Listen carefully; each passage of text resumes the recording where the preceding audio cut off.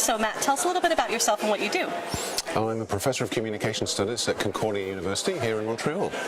Great. And so you have screened a film at ATypI, and what do you hope people took away from that film?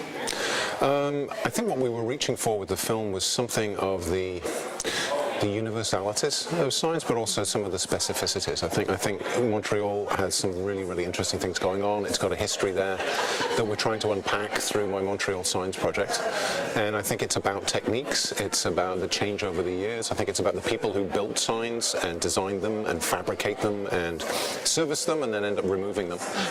And I think that's an important part about it. I think there's also a really important cultural angle, which is the recognition that people often have when they recognize a store or a restaurant or a cafe that used to be in their old neighborhood.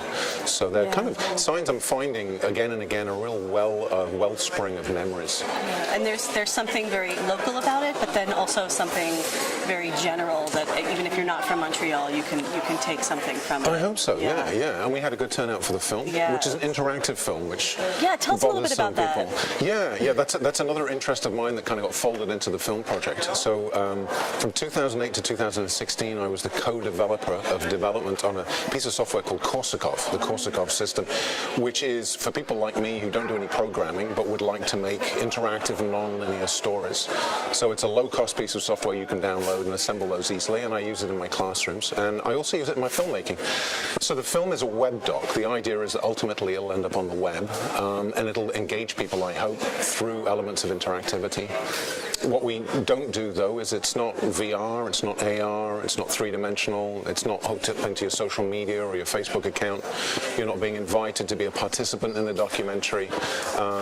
It's much more a throwback in some ways to more analog ways of thinking in terms of spatial montage. Yeah, well, I hope that it gets access from people all over the world, because I think there's a great message there. Thank you so much. So this is your first ATypI? It is, yeah. And what have you taken away from the experience so far? Well, I have to admit, before I came, I was quite intimidated.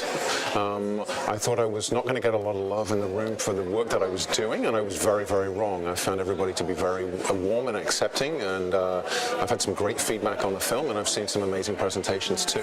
It's a good crew here. Absolutely, yeah. All right, my last question.